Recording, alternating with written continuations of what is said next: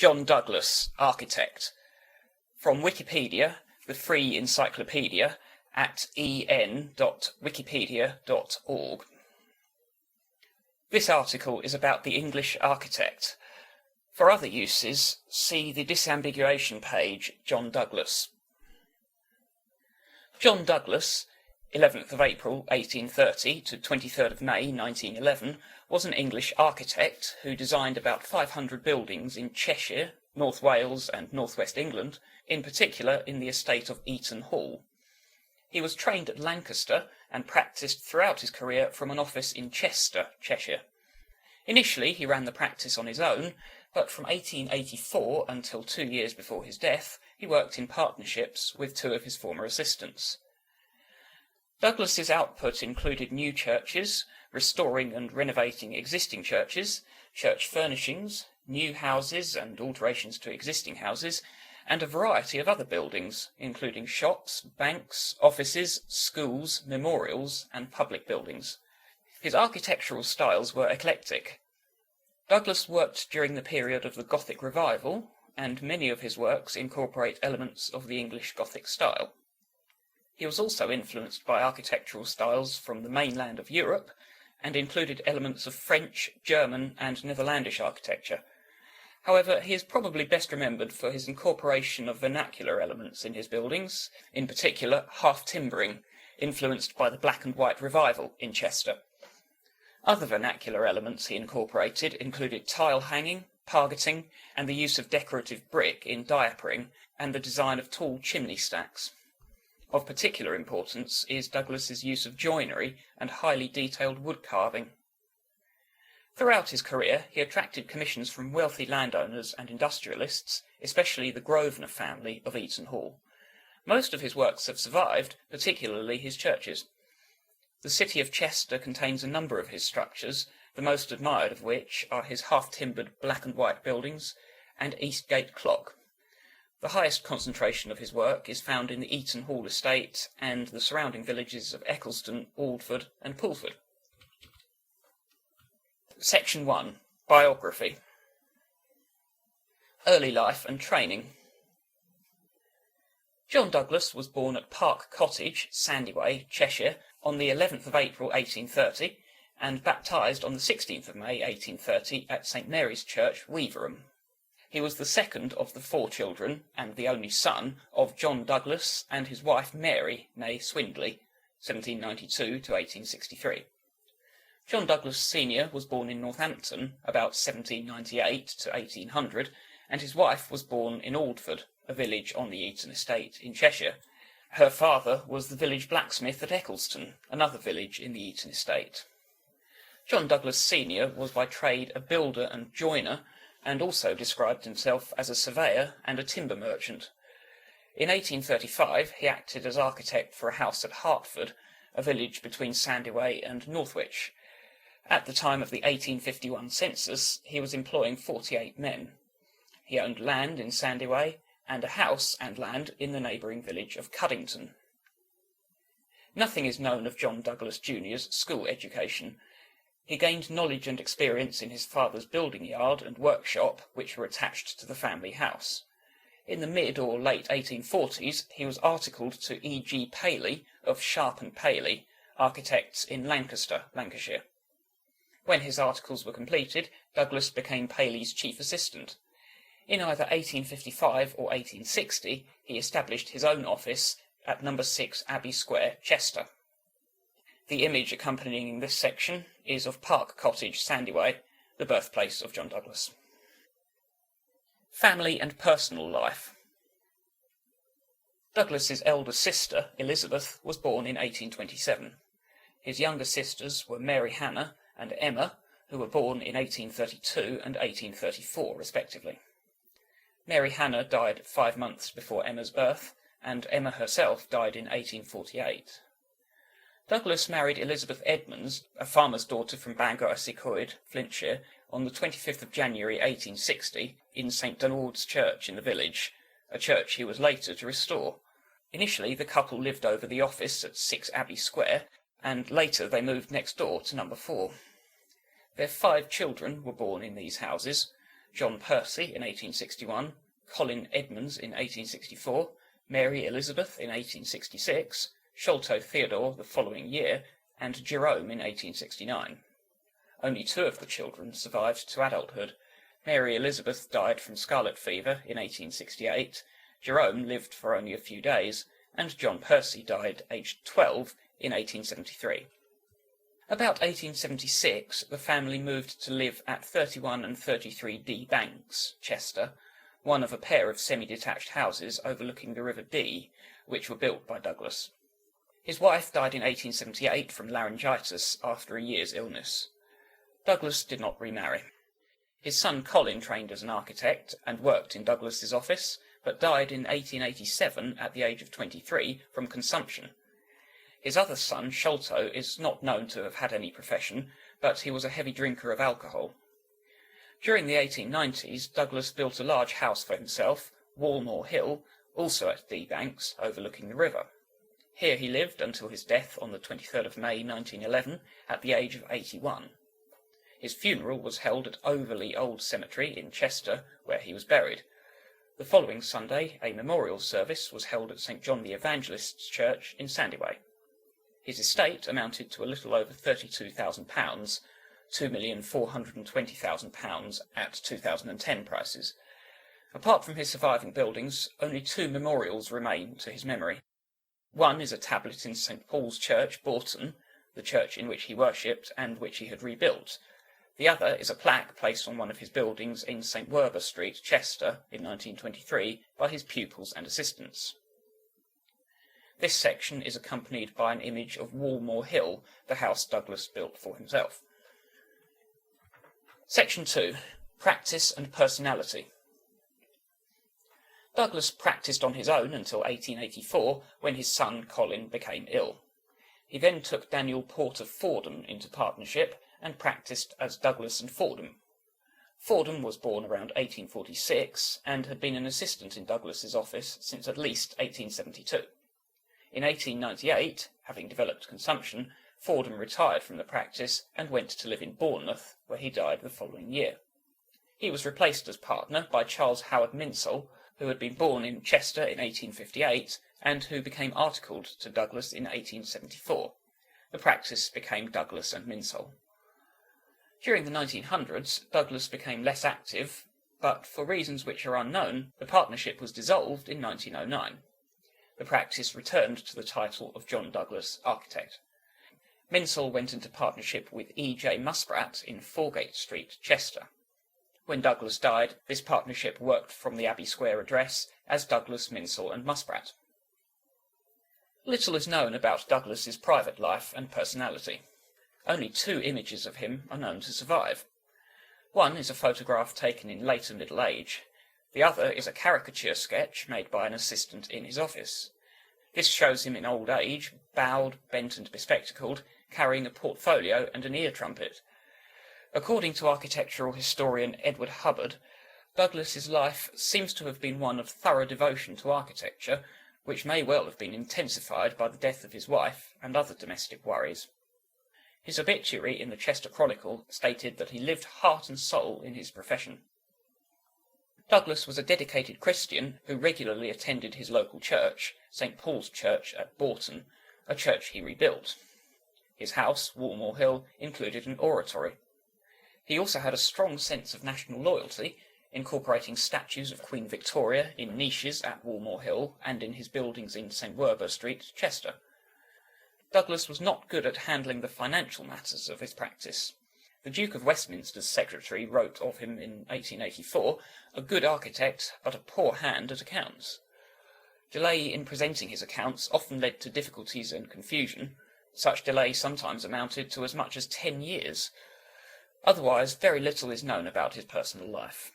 No family papers have survived, and none of the documents from the office at 6 Abbey Square have been found. Section 3. Styles and Practice. Output and Patronage. Douglas designed some 500 buildings. He built at least 40 new churches or chapels, restored, altered or made additions to many other churches, and designed fittings and furniture for the interiors of churches. He designed new houses, altered or made additions to others, and built various structures associated with those houses. Douglas's works also included farms, shops, offices, hotels, a hospital, drinking fountains, clocks, schools, public baths, a library, a bridge, an obelisk, cheese factories, and public conveniences. As his office was in Chester, most of his works were in Cheshire and North Wales, although some were further afield, in Lancashire, Staffordshire, Warwickshire, and Scotland. Throughout his career, Douglas attracted commissions from wealthy and important patrons. His first known independent work was an ornament, which is no longer in existence, for the garden of the Honourable Mrs. Cholmondeley. She was the sister-in-law of Hugh Cholmondeley, 2nd Baron Delamere, and it was from the 2nd Baron that Douglas received his first major commission, a considerable rebuilding of the south wing of his seat at Vale Royal Abbey in 1860. Around the same time, Lord Delamere commissioned him to build the church of St. John the Evangelist at Over in Winsford, as a memorial to his first wife. Douglas's most important patrons were the Grosvenor family of Eaton Hall, Cheshire. In 1865 he was commissioned to design the entrance lodge and other structures for Grosvenor Park in Chester, and St. John's Church in the village of Aldford in the Eaton Hall estate for Richard Grosvenor, 2nd Marquess of Westminster. When the Marquess died in 1869, he was succeeded by his son Hugh Grosvenor, 1st Duke of Westminster. Douglas received a large number of commissions from the 1st Duke and from his son, the 2nd Duke, throughout his career. It is estimated that for the 1st Duke alone he designed 4 churches and chapels, 8 parsonages and large houses, about 15 schools, around 50 farms, in whole or in part, about 300 cottages, lodges and smithies, 2 factories, 2 inns, and about 12 commercial buildings on the Eaton Hall estate alone. He also designed buildings on the Duke's Halkin estate in Flintshire, including another church.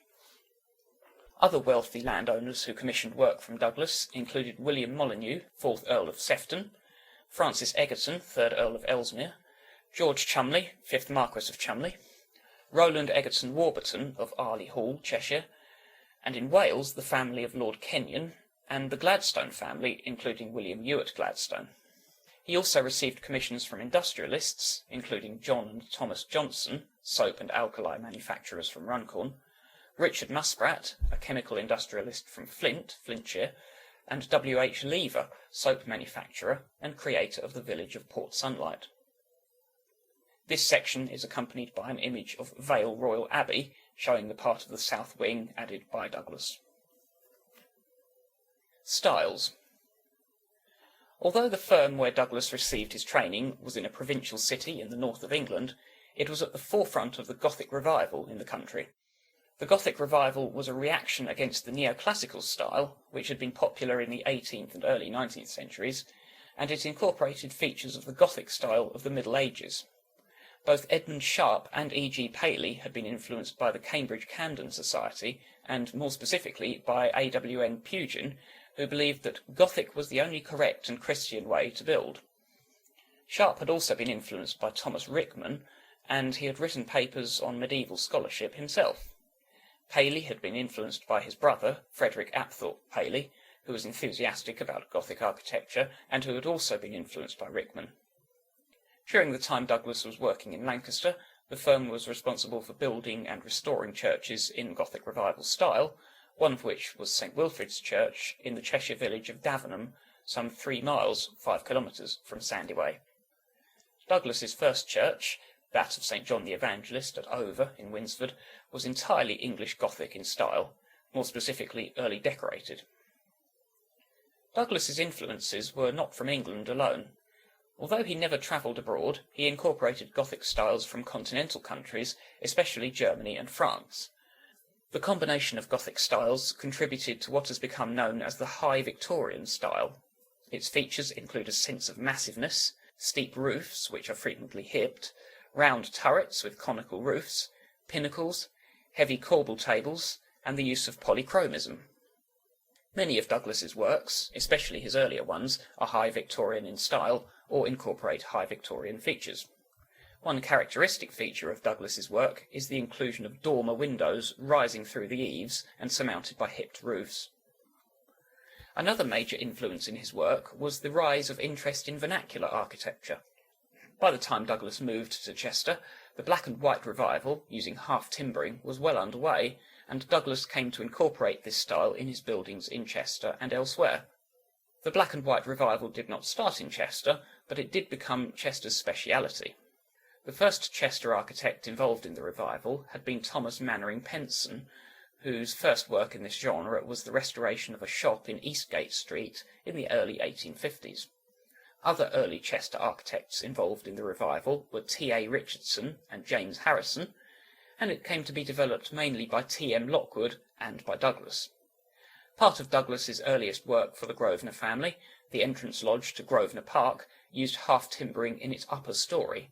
This is the first known use by Douglas of black and white. Other vernacular motifs were taken from earlier styles of English architecture, in particular the Tudor style. These include tile hanging, pargeting, and massive brick-ribbed chimney stacks.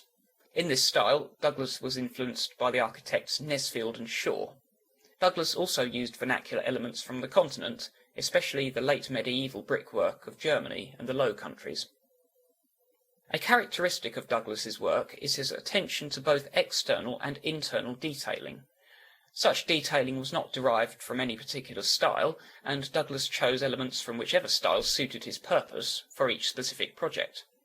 His detailing applied particularly to his joinery, perhaps inspired by his experience in his father's workshop, and was applied both to wooden fittings and to the furniture he designed.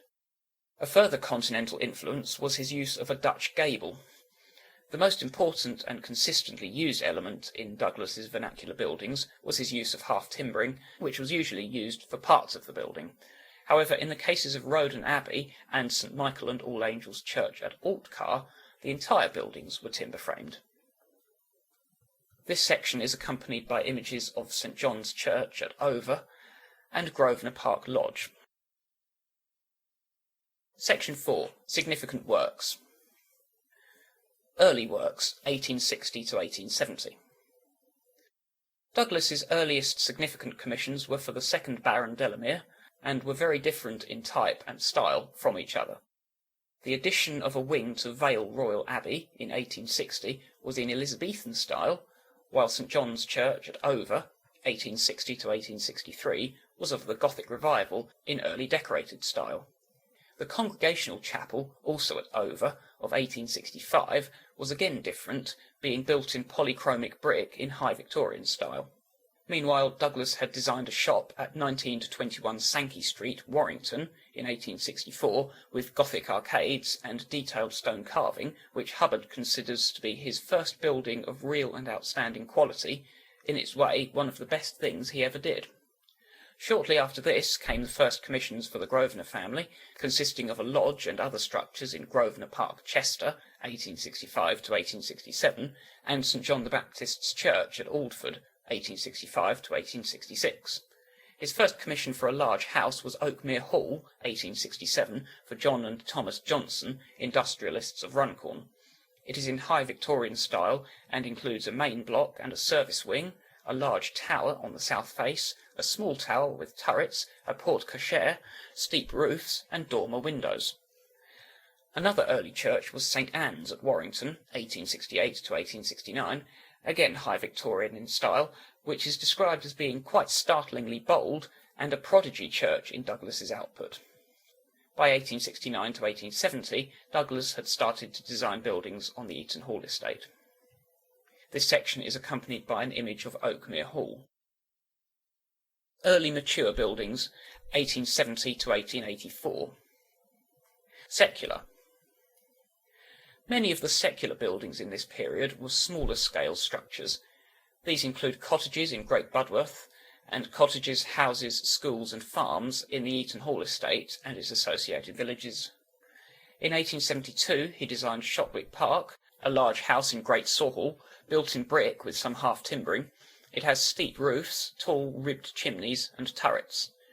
About the same time he reconstructed Broxton Higher Hall, incorporating much half timbering. Commissions for more large houses came in the late 1870s and 1880s. The Gelly, 1877, is a house in 3 ranges, designed for the Kenyon sisters in the village of Tallarn Green, Flintshire. Also built for the Kenyon sisters is Llanyrch Panar in Penley, Flintshire, 1878 to 1879, which is competent in its handling of timber work. An entirely black and white house with jettying is Roden Abbey, 1881, in Hertfordshire. Back in North Wales, Plas Mynach, 1883, in Barmouth, includes much detailed woodwork internally. In about 1879 to 1881, Douglas built a terrace of houses on his own land in Chester, 6 to 11 Grosvenor Park Road, the road leading to the main entrance to Grosvenor Park, in High Victorian style. About 1883, he designed Barrowmore Hall, or Barrow Court, at Great Barrow, since demolished, which was one of his largest houses.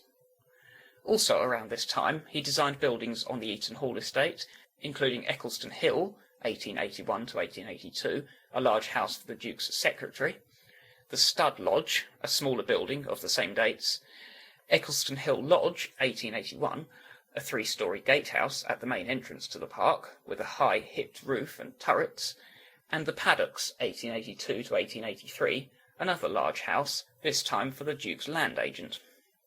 In Chester city centre, his designs included the Grosvenor Club and North and South Wales Bank, 1881 to 1883, in Eastgate Street, built in stone and brick, with a turret and a stepped gable, and 142 Foregate Street for the Cheshire County Constabulary, 1884, with a shaped gable in Flemish style. Images accompanying this section are of Shotwick Park around 1879, a drawing taken from the builder, and of Borrowmere Hall about 1881, another image taken from the builder. Churches. St Mary's Church, Whitegate, was restored in 1874 to 1875 for the second Baron Delamere, retaining much of the medieval interior but rebuilding the exterior, adding a short chancel and incorporating half-timbering. St Paul's Church, Bourton, in Chester, was Douglas's own parish church, which he rebuilt in 1876, incorporating parts of the pre-existing building. Douglas's only church built entirely in half-timbering is the small church of St Michael and All Angels at Great Altcar in Lancashire. A church built in brick with half-timbering is St Chad's, 1881, at Hopwas in Staffordshire. During this period, Douglas built or restored a series of churches entirely in stone, incorporating mainly Gothic features together with vernacular elements. These include St John the Baptist's Church, Hertford, 1873 to 1875, St Paul's, Marston, 1874, now demolished, the Presbyterian Chapel, 1875, at Rossett, Denbighshire, St Stephen's, Moulton, 1876, the rebuilding of Christ Church, Chester, also in 1876, the Church of St Mary the Virgin, 1877 to 1878, at Halkin, Flintshire, and the Welsh Church of St John the Evangelist, 1878, in Mould, also in Flintshire. Later in this period, he built St Mary's Church at Pulford in 1881 to 1884 for the Duke of Westminster, and in 1882 to 1885 St Werburgh's new church at Warburton for Rowland Egerton Warburton. This section is accompanied by an image of St Michael and All Angels Church at Altcar. Partnerships. Douglas and Fordham, 1884 to 1898. In 1885 to 1887, the partnership designed Abbeystead House for the 4th Earl of Sefton in North Lancashire. Hubbard describes this as the finest of Douglas's Elizabethan houses, and one of the largest which he ever designed. During this time, additions were made to Jodrell Hall in Cheshire and Halkin Castle in Flintshire. In 1885, the Castle Hotel at Connie, Carnarvonshire, was remodelled, and in 1887 to 1888 a strong room was added to Harden Castle, followed by a porch in 1890. During this period, more buildings were added to the Eaton Hall estate, and these included houses and cottages, such as Eccleston Hill and Eccleston Ferry House, and farms, such as Satan Lane Farm. In 1890 to 1891, an obelisk was built in the Belgrave Avenue approach to Eaton Hall. The last house designed by Douglas on a large scale was Broxford Hall, 1893, in Derbyshire. This was a country house in Elizabethan style, using diapered brick and stone dressings, with a clock tower. In Chester city centre, 38 Bridge Street, 1897, is a timber-framed shop that incorporates a section of Chester Rose and contains heavily decorated carving. From 1892, the partnership designed houses and cottages in Port Sunlight for Lever Brothers. Also in the village, they designed the Dell Bridge, 1894, and the school, 1894 to 1896, which is now called the Lyceum. In 1896, Douglas designed a house for himself, Woolmore Hill in D Banks, Chester, in Elizabethan style. Between 1895 and 1897, he designed a range of buildings on the east side of St Werburgh Street in the centre of Chester. At its south end, on the corner of Eastgate Street, is a bank whose ground story is built in stone, and behind this, leading up St Werburgh Street, the ground story consists of shop fronts. Above this, the range consists of 2 stories, plus an attic, which are covered in highly ornamented timber framing. On the first floor is a series of oriel windows, the second floor is jettied, and at the top are 11 gables. Pevsner considers that this range of buildings is Douglas at his best, though also at his showiest. Hubbard expresses the opinion that, in this work, the city's half-timber revival reached its very apogee. During the partnership, work continued on designing new churches and restoring older ones. In 1884 to 1885, a chapel was built at Carlett Park at Eastham in the Wirral, and in 1884 to 1887, St Dainiol's Church was built in Criccieth in Carnarvonshire. Christ Church, Rosset, 1886 to 1892, St Paul's Church, Colwyn Bay, 1887 to 1888, with later additions, and St Andrew's Church, West Kirby, 1889 to 1891, followed. St John's Church in Barmouth, Merionethshire, was built between 1889 and 1895. It is one of the largest of Douglas's churches, although in 1891 the tower collapsed and had to be rebuilt. Other churches built in North Wales were Christ Church in Bryn-y-Mawr, Colwyn Bay, and All Saints de Ganwy, both 1897 to 1899. In about 1891 to 1892, the Church of St James the Great, Haydock, was built. This was constructed in half timber to give protection against possible mining subsidence. Other new churches built during this partnership were St Winifred's Church, Bickley, 1892, St David's Welsh Church in Rhwslanach, Denbighshire, All Saints Church, Higher Kinnerton, 1893, the Congregational Church in Great Crosby, 1897 to 1898, and St John the Evangelist's Church, Weston, Runcorn, 1897 to 1900. A spire was added to St Peter's Church, Chester, in 1886 to 1887, and a tower was added to Holy Trinity Church, Capenhurst, in about 1889 to 1890. In 1886-1887, Douglas added a bell tower to St John the Baptist's Church, Chester, and this was followed by the rebuilding of its north aisle. Other restorations, embellishments, and additions of monuments and furniture were carried out in churches during this partnership. This section is accompanied by an image of St John's Church, Barmouth. Douglas and Minshull, 1898 to 1909, and Douglas alone, 1909 to 1911.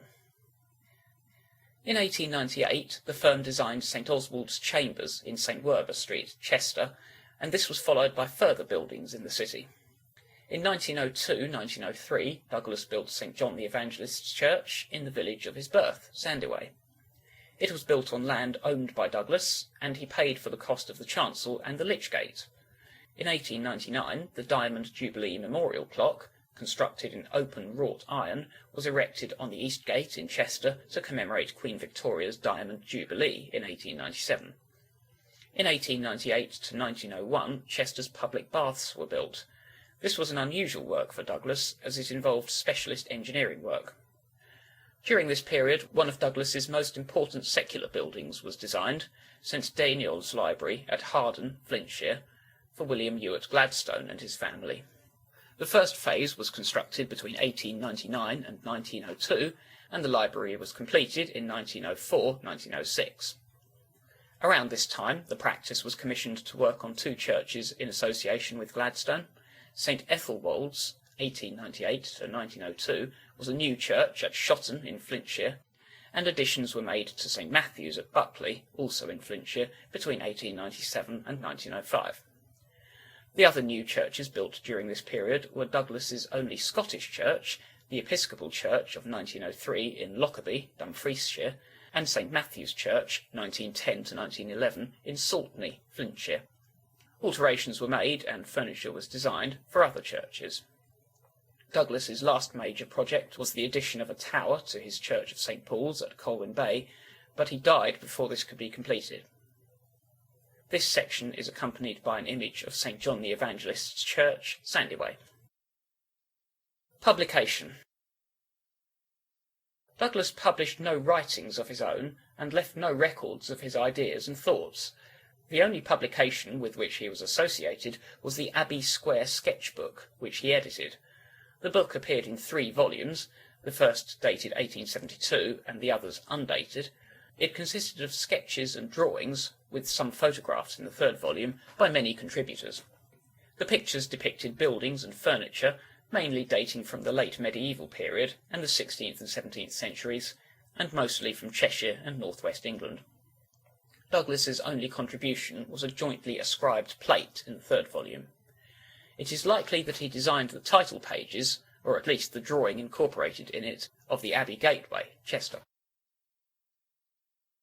Section 5. Reputation, Influences and Legacy. Douglas practised for the whole of his career in a provincial county town, and most of his works were concentrated in Cheshire and North Wales, yet he conducted a practice which achieved national renown. He was never a member of the Royal Institute of British Architects, but his works featured frequently in national publications, including Building News, The Builder, The Architect, and The British Architect, the last of which particularly praised many of his works. A number of Douglas's works were exhibited at the Royal Academy and appeared in Academy Architecture. Douglas's obituary in The British Architect referred to him as having achieved a reputation which has long placed him in the front rank of living architects. In the series The Buildings of England, Nicolaus Pevsner described him, without reservation, as the best Cheshire architect. In the companion series The Buildings of Wales, Clwyd, Hubbard expressed the opinion that he was the most important and active local architect of the period. Critical praise was not confined to Britain. Douglas's works were acclaimed by the French architect Paul Sédis and the German architect and writer Hermann Mutesius. Despite this, the only official recognition he received in his lifetime was a medal for Abbeystead House, which was shown at an exhibition in Paris. Many of the architects training and working in Douglas's office were influenced by him. Perhaps the best known of these were Edmund Kirby and Edward Old. Kirby is best remembered for his Roman Catholic churches. Old went on to design a number of buildings in Chester and further afield in a Douglas-like style, including notably Whitewick Manor and various buildings at Port Sunlight. Other architects who did not work in his office were also influenced by him. These include Thomas Lockwood, Richard Thomas Beckett, Howard Hignett, A. E. Powers, James Strong, and the Cheshire County architect Henry Beswick. A large proportion of Douglas's buildings still exist, many of them being listed buildings, in a wide variety of types and styles. Douglas is not remembered for any one building type. His churches and houses are considered to be of equal importance. He was not a pioneer of any particular new development, but instead followed national stylistic trends while still retaining his individuality. His buildings are anything but copyist, and they bear a highly individual and nearly always recognisable stamp. The major characteristics of his buildings are sure proportions, imaginative massing and grouping, immaculate detailing, and a superb sense of craftsmanship and feeling for materials. His work is architecture which can be enjoyed as well as admired. This section is accompanied by an image of the commemoration plaque on the gatepost of his birthplace. Section 6. See also. For full details of all John Douglas's works, see the lists entitled List of New Churches by John Douglas, List of Church Restorations, Amendments and Furniture by John Douglas, List of Houses and Associated Buildings by John Douglas, and List of Non-Ecclesiastical and Non-Residential Works by John Douglas. Wikimedia Commons also has media related to John Douglas.